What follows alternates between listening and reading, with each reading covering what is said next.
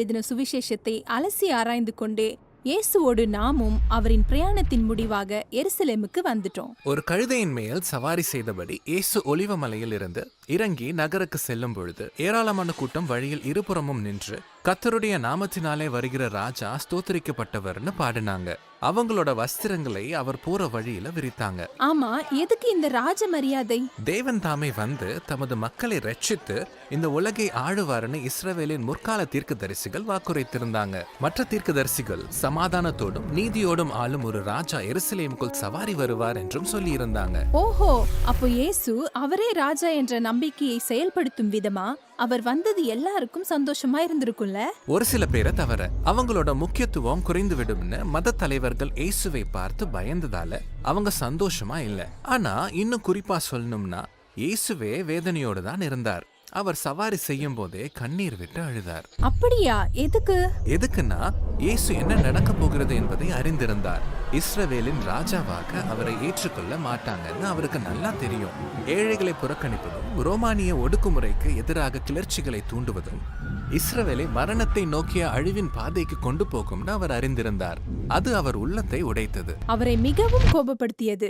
அதனால முதல் வேலையா எருசலேம் தேவாலயத்திற்குள் சென்று அங்கு வரும் மக்களை பலி செலுத்த அனுமதியாமல் பண பரிமாற்றம் செய்து கொண்டிருந்த எல்லா வியாபாரிகளையும் விரட்டினாரு. ஆமா, தீர்க்கதரிசிகள் முன்னுரைத்த ஒரு போராட்டத்தை நடத்தினாரு. மேலும் மத்திய வளாகத்தில் நின்று இஸ்ரவேலின் முற்கால தீர்க்கதரிசியின் வார்த்தைகளிலிருந்து உறக்க சொன்னதாவது, என்னுடைய வீடு ஜெப வீடா இருக்கிறது என்று எழுதியிருக்கிறது, நீங்களோ அதை கல்லர் குகை ஆக்கினீர்கள் என்றார். கல்லர் குகையா? ஆமா, எரேமியா தீர்க்கதரிசி இதே இடத்துல நின்னு சுத்தி இருந்த அதிகாரம் படைத்த இஸ்ரவேல் மத தலைவர்களை பார்த்து கலகக்காரர்களும் பொல்லாதவர்களும் என்று சொன்னதை இயேசு இங்கே மேற்கோள் காட்டி கூறினாரு. அவங்க அதை புரிஞ்சுக்கிட்டதால அவரை கொல்ல திட்டம் போட்டாங்க. அது ஒன்னும் இயேசுவுக்கு தெரியாத காரியம் இல்லை. உண்மையிலேயே இது பஸ்கா பண்டிகையின் போது நடக்கும் என்று முன்பே அறிந்திருந்தார். பழங்காலத்தில் அடிமைத்தனத்தில் இருந்த அவர்களை தேவன் எப்படி விடுவித்து உடன்படிக்கையின் வாழ்வுக்கு அழைத்து வந்தார் என்பதை நினைவு கூர்ந்து யூத மக்கள் கொண்டாடும் புனித வாரம் இது. ஆகவே இயேசு பஸ்காவின் அடையாளங்களை தனக்கு வரவிருக்கும் மரணத்தின் அர்த்தத்தை வெளிப்படுத்த பயன்படுத்துறாரு. பிற்கப்பட்ட அப்பம் என்பது உடைக்கப்பட்ட அவரது சரீரமாகும். மேலும் திராட்சரசம் அவரது இரத்தத்தினால் இஸ்ரவேலுக்கும் தேவனுக்கும் இடையிலான புதிய உடன்படிக்கையாகும். இயேசு தன் மக்களுக்காக மரிக்க போவதன் மூலம் ஒரு புது வழியை திறக்கிறாரு. ராபோஜனத்திற்கு பிறகு தன்னுடைய சீடர்களை கூட்டிக்கிட்டு ஒரு தோட்டத்தில் ஜெபம் பண்ண போனாரு. அவர் தன் ஜீவனை தியாகம் செய்யும்படி அதற்கென்று ஒப்பு கொடுக்க மறுக்கும் தன் மாம்சத்தோடு போராடினாரு. ஆனா அந்த சோதனையை தேவ பலத்தால் மேற்கொண்டார். அதே இடத்தில்தான் தேவாலயத்து காவல்காரர்களும் யூத மத தலைவர்களும் வந்து அவரை கைது செய்தனர். இப்போ எருசலேம் ரோம சாம்ராஜ்யத்தின் ஆளுகைக்குள் இருந்தது.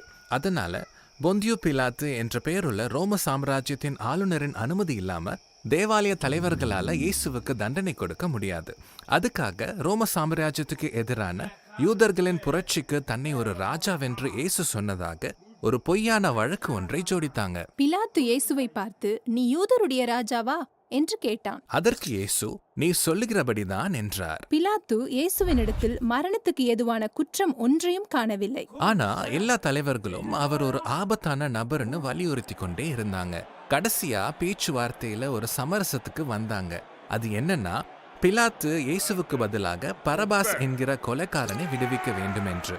இந்த இடத்தில்தான் பாவிகளின் கைகளில் ஒரு பாவமும் செய்யாதவர் ஒப்பு கொடுக்கப்படுகிறார். இயேசுவை மற்ற 2 குற்றவாளிகளோடு சிலுவையில் அறையப்படும்படி இழுத்துட்டு போனாங்க.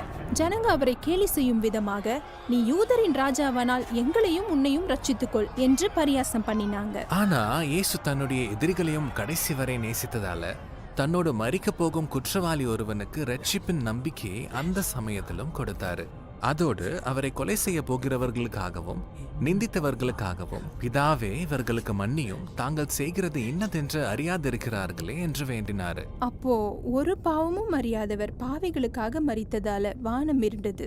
பிதாவே, உம்முடைய கைகளில் என் ஆவியை ஒப்புக் கொடுக்கிறேன் என்று சங்கீத புத்தகத்தில் எழுதப்பட்ட வார்த்தைகளை உரக்க சத்தமிட்டு சொல்லி குற்றமற்ற இயேசு நமக்காக